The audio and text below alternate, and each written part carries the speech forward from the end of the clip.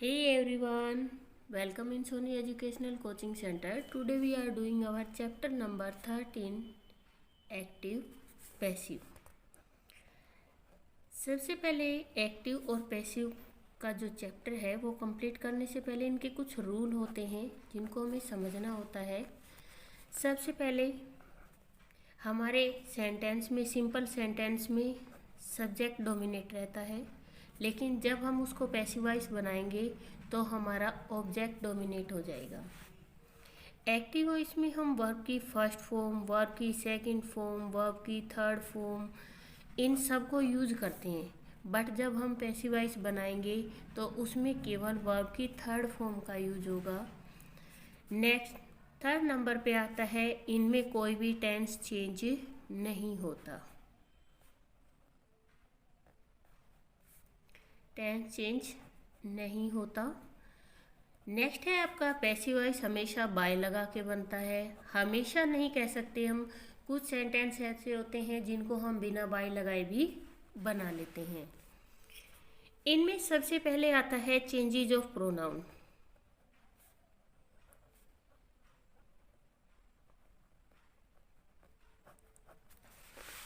आपको ये समझ में आ गया। इसके बाद आते हैं हमारे प्रोनाउन कैसे चेंज होते हैं। अगर हमारा सब्जेक्ट में प्रोनाउन एक्टिवाइज बनाते समय सब्जेक्ट अगर आई है तो पैसिवाइज बनाते समय वो क्या बन जाएगा? मी बन जाएगा।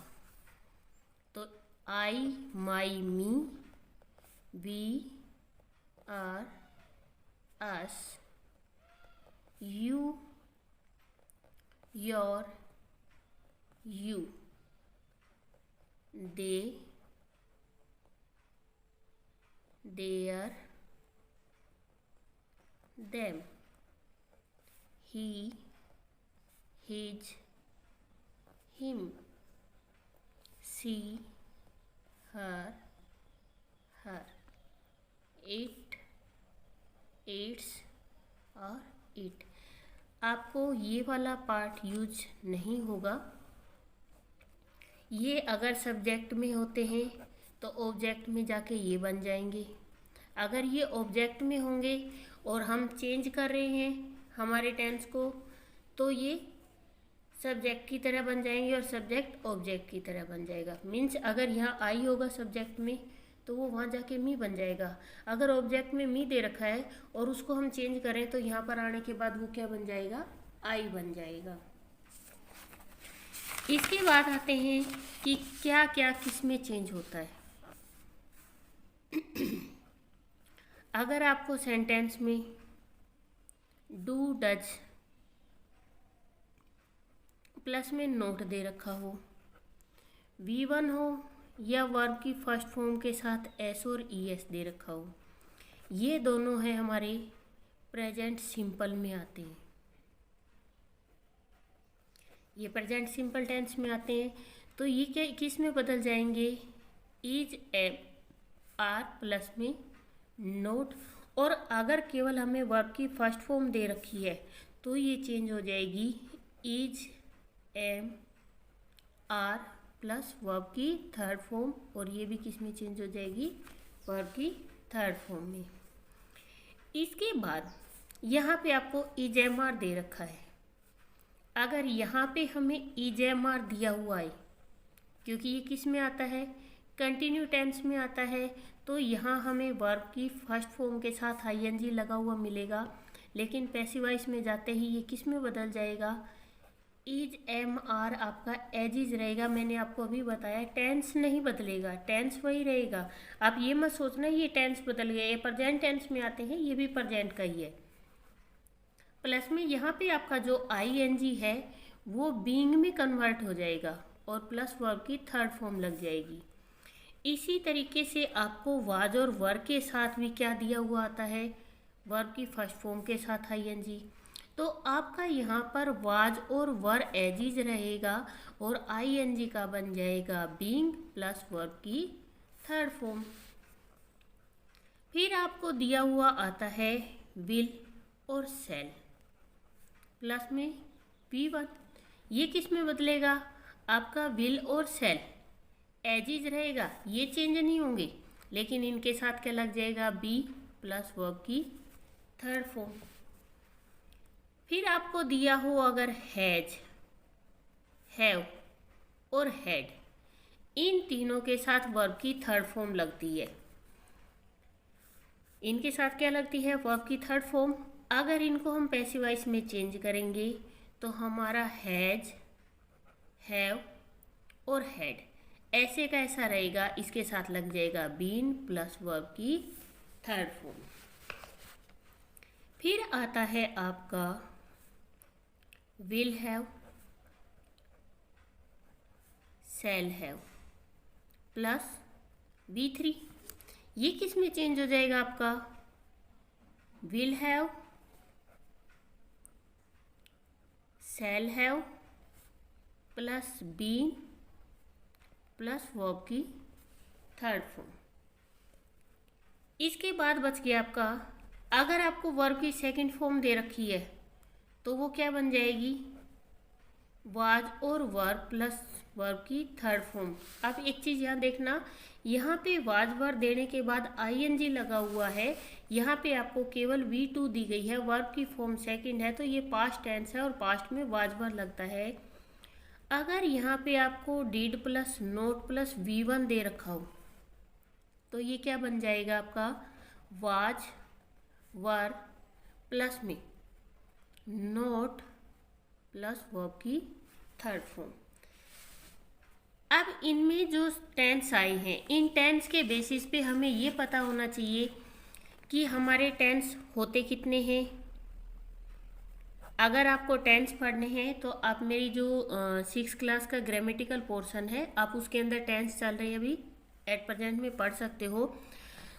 आपको सबको बहुत अच्छे से पढ़ाया जाता है कि टेंस हमारे होते हैं प्रेजेंट, पास्ट और फ्यूचर, 3 टेंस होते हैं। इनके अंदर हमारे 4 पार्ट होते हैं। इन चारों पार्ट के अंदर फ्यूचर कंटिन्यू, इसका एक्टिव से पैसिव नहीं बनता। इसके बाद यहाँ आता है प्रेजेंट परफेक्ट कंटिन्यू टेंस, इसका एक्टिव से पैसिव नहीं बनेगा। पास्ट परफेक्ट कंटिन्यू टेंस, इसका एक्टिव से पैसिव नहीं बनता। और इसके बाद आपका आता है फ्यूचर परफेक्ट कंटिन्यू टेंस, इसका एक्टिव से पैसिव नहीं बनता। यहाँ पे क्यों नहीं बनता? क्योंकि इनके अंदर ऑलरेडी बीन दिया हुआ आता है, वो इसलिए नहीं बनता। और फ्यूचर कंटिन्यू में बी दिया हुआ आता है, वो इसलिए नहीं बनता। तो हमारे पास बचे हैं ये 8। इनमें मैं आपको एक बना के दिखाती हूँ। अगर प्रेजेंट टेंस में मैं लिखती हूँ आई किल आ स्नेक, ये प्रेजेंट टेंस का सेंटेंस है कि मैं सांप मारता हूँ। जब हम इसको पैसिव वॉइस बनाएंगे तो आ स्नेक आगे आ जाएगा। अभी मैंने आपको बताया, अगर यहाँ पे V1 या वर्ब की फर्स्ट फॉर्म के साथ SES दिया हो तो यहाँ वर्ब के साथ हमें S और ES तो नहीं दे रखा, यहाँ क्या दे रखी है? केवल वर्ब की फर्स्ट फॉर्म दे रखी है। तो ये किस में बदलेगी? EJMR में। स्नेक अकेला है, उसके साथ लग जाएगा इज। किल की थर्ड फॉर्म बन जाएगी किल्ड बाय। अब यहाँ पे आई था, मैंने आपको बताया था कि अगर सब्जेक्ट आई हो तो ऑब्जेक्ट बनाते हुए वो क्या बन जाएगा? मी। तो किल्ड बाय मी, ये बन जाएगा आपका। अब अगर इसको पास्ट में बनाता हो, आई किल्ड अ स्नेक। अब आप एक चीज़ का ध्यान रखना, वर्ब की सेकंड फॉर्म और थर्ड फॉर्म दोनों सेम होती हैं। हम पहचान कैसे करेंगे? अगर वर्ब की थर्ड फॉर्म होगी तो उसके आगे आपको had, have, had, will have, shall have, इनमें से कोई सेंटेंस कोई वर्ड आएगा तो आपको पहचान में आएगा ये वर्ब की थर्ड फॉर्म है। यहाँ पे कुछ भी नहीं है तो इट मीन्स ये वर्ब की सेकंड फॉर्म है। तो आप इसको कैसे बनाओगे? आ स्नेक। मैंने अभी आपको बताया, अगर यहाँ पे आपको वर्ब की सेकंड फॉर्म दे रखी हो तो ये किस में बदलेगी? वाज वर्ब में। आ स्नेक वॉज किल्ड वर्ब की थर्ड फॉर्म ही है, किल्ड बाय मी। अगर यही सेंटेंस आपको फ्यूचर में दे रखा हो, आई शैल किल अ स्नेक, तो आप इसको कैसे बनाओगे? आ स्नेक। अब आई और वी के साथ तो सेल का यूज होता है और सबके साथ किसका यूज होता है? विल का। तो हम यहाँ क्या लगाएंगे? मैंने आपको अभी बताया था कि अगर आपको विल सेल दिया हो तो आपको उसे बदलना नहीं है, विल और सेल में से कोई ना कोई एक लगेगा। A snake will be killed by me. अगर ये आपका कंटिन्यू में दिया हो, I am killing a snake, ये मैं सेंटेंस आपको इसलिए बना के दिखा रही हूँ आपको पता लगे कि किस तरीके से सेंटेंस चेंज होता है। अ स्नेक। अब यहाँ पे आपको आईएनजी दे रखा है, मैंने आपको क्या बताया था, अगर यहाँ पर is am are plus verb की फर्स्ट फॉर्म के साथ आईएनजी दिया हो तो वो किस में बदलेगा? इज एम आर तो आपका एज इज रहेगा, आई किस में बदल जाएगा? बीइंग में।